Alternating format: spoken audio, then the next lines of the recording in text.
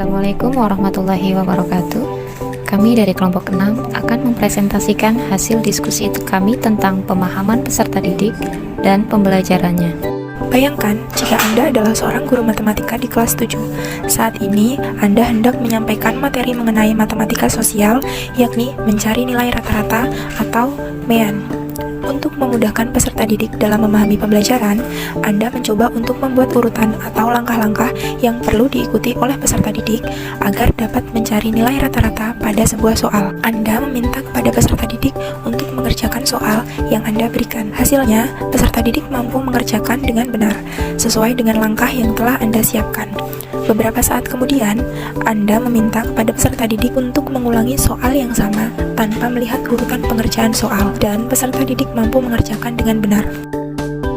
Menurut Anda, apa yang membuat peserta didik mampu mengerjakan soal dengan baik pada percobaan kedua tanpa melihat urutan atau langkah pengerjaan soal? Menurut kelompok kami, yang membuat peserta didik mampu mengerjakan soal dengan baik pada percobaan kedua tanpa melihat urutan atau langkah pengerjaan soal adalah pada tahap awal, guru sudah menggunakan teknik scaffolding atau pemberian sejumlah bantuan kepada peserta didik pada tahap awal pembelajaran. Selanjutnya, mengurangi bantuan dan memberikan kepada peserta didik untuk bisa mengerjakan secara mandiri tanpa adanya bantuan. Pada kasus 1 di atas menunjukkan bahwa peserta didik mampu mengerjakan soal dengan memahami konsep dasar bagaimana cara mencari nilai rata-rata atau MEAN dengan baik melalui bimbingan dari guru pada awal pembelajaran, yaitu dengan membuat langkah-langkah mencari nilai rata-rata, sehingga peserta didik dapat menerapkan konsep tersebut dalam mengerjakan soal matematika pada percobaan kedua secara mandiri. Hal ini sejalan dengan teori konstruktivisme sosial Vygotsky yang menunjukkan bahwa apa yang dilakukan atau dipelajari anak hari ini dan bekerja sama atau dapat dilakukan secara mandiri pada masa yang akan datang. Seorang calon guru, dalam kegiatan belajar yang seperti apa, metode di atas dapat diterapkan. Elaborasi jawaban Anda dengan menyertakan teori yang berkaitan. Menurut kelompok kami, sebagai seorang calon guru, dalam kegiatan belajar, metode di atas dapat diterapkan pada pembelajaran yang memungkinkan peserta didik untuk berkolaborasi dengan teman sebaya melalui kelompok-kelompok kecil.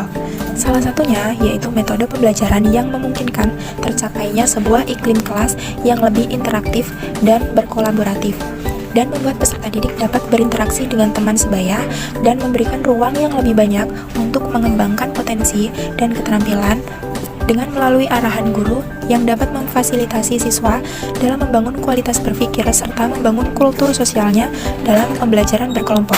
Sebagai calon pendidik, sangat penting memahami berbagai metode pembelajaran yang dapat diterapkan dalam proses pembelajaran. Salah satu metode yang populer adalah metode cooperative learning. Metode ini dapat membantu meningkatkan keterampilan sosial dan kerja sama siswa. Selain itu juga, penerapan metode pembelajaran berbasis masalah, di mana peserta didik diberikan masalah atau tantangan yang harus dipecahkan dengan menggunakan pengetahuan dan keterampilan yang telah dipelajari seperti kasus di atas. Dengan mengerjakan soal mengenai rata-rata atau MEAN, metode tersebut sangat membantu peserta didik dalam meningkatkan kemampuan pemecahan masalah dan kreativitasnya, serta memperkuat hubungan antar teori dan praktik dalam teori belajar. Kasus 2, Rina adalah seorang guru di kelas 1 SD. Sebagian besar peserta didiknya belum bisa berhitung dengan lancar. Rina sedang memikirkan cara yang sesuai untuk membantu setiap peserta didik dalam menyelesaikan tentang belajarnya. Menurut Anda, apa yang dapat Rina lakukan untuk membantu peserta didiknya sesuai dengan tahapan perkembangan usia? Menurut kelompok kami, pada anak kelas 1 SD, anak memasuki tahap operasional konkret 7-11 tahun. Pada tahap ini, anak-anak telah menunjukkan penalaran yang logis dan konkret. Umumnya, sebagian besar anak yang berada pada tahapan ini sudah memiliki kemampuan untuk mempertahankan ingatan tentang ukuran, panjang, atau jumlah benda cair. Dengan kata lain, mereka sudah mampu memahami bahwa satu kuantitas akan tetap sama, walaupun penampakan luarnya terlihat berubah. Pada tahap ini, yang harus dilakukan oleh Rina adalah menyediakan media pembelajaran yang menarik bagi peserta didik, sehingga mempermudah peserta didik memahami materi yang disampaikan. Dengan demikian, Rina dapat menggunakan media terbuka seperti menggunakan simbol, gambar, dan benda nyata, sehingga siswa cepat memahami konsep berhitung. Pada tahapan perkembangan usia ini diperlukan benda-benda nyata di sekitarnya untuk lebih memudahkan siswa dalam berhitung. Misalnya, pelajaran menghitung dengan kehidupan sehari-hari menggunakan benda-benda yang ada di sekitar lingkungan peserta didik. Selain itu, untuk memberikan pemahaman yang lebih kepada peserta didik untuk menghitung, Rani bisa menggunakan permainan yang sesuai dengan perhitungan. Misalnya, bermain menghitung kelereng atau stik es krim. Selain itu, Rani juga dapat menggunakan media lainnya seperti menggunakan musik atau bernyanyi untuk memberikan pembelajaran yang menarik, menyenangkan, sekaligus memberikan pemahaman kepada peserta didik.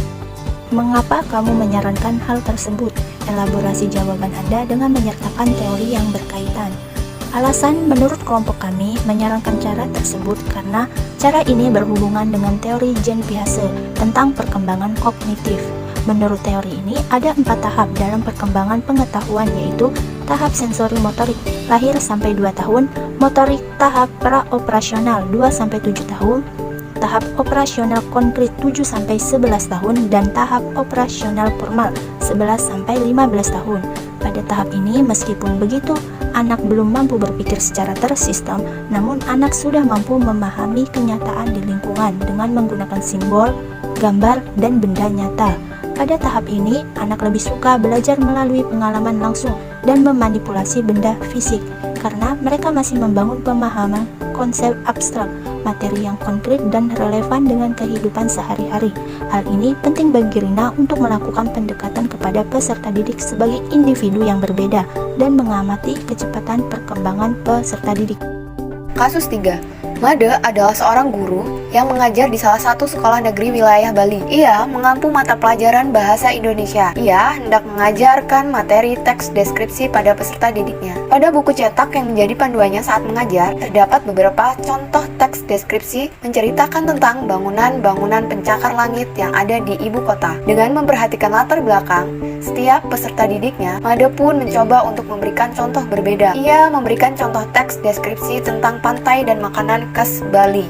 Soal 1. Menurut Anda, apakah pertimbangan dan keputusan Made sudah sesuai? Mengapa demikian? Hasil dari diskusi kelompok kami menjelaskan bahwa pertimbangan dan keputusan Made dalam memberikan contoh teks deskripsi dengan menyesuaikan latar belakang peserta didik tentang pantai dan makanan khas di Bali sangat tepat dan sesuai. Made menggunakan prinsip relevansi dengan lingkungan siswa, yaitu mengaitkan materi pelajaran dengan lingkungan siswa. Hal ini dapat membantu siswa agar merasa lebih terhubung dengan materi pelajaran karena mereka dapat merasakan keterkaitan antara apa yang mereka pelajari dengan lingkungan sekitar mereka. Karena lingkungan di Bali didominasi oleh pantai, maka siswa lebih mudah mendeskripsikan pantai daripada gedung pencakar langit, sehingga dengan cara tersebut pembelajaran lebih efektif. Oleh karena itu, pendidik sangat dianjurkan untuk mengenal dan memahami siswa dikarenakan terdapat keberagaman latar belakang etnik, sosial, dan budaya. Pertanyaan yang kedua, prinsip apa yang Made gunakan dalam kasus tersebut? Elaborasi jawaban Anda dengan menyertakan teori yang berkaitan. Prinsip yang diterapkan oleh Made adalah prinsip relevansi dan lingkungan siswa. Prinsip ini sejalan dengan teori konstruktivisme yang dikenalkan oleh Lev Vygotsky. Teori ini menekankan pentingnya konteks sosial dan lingkungan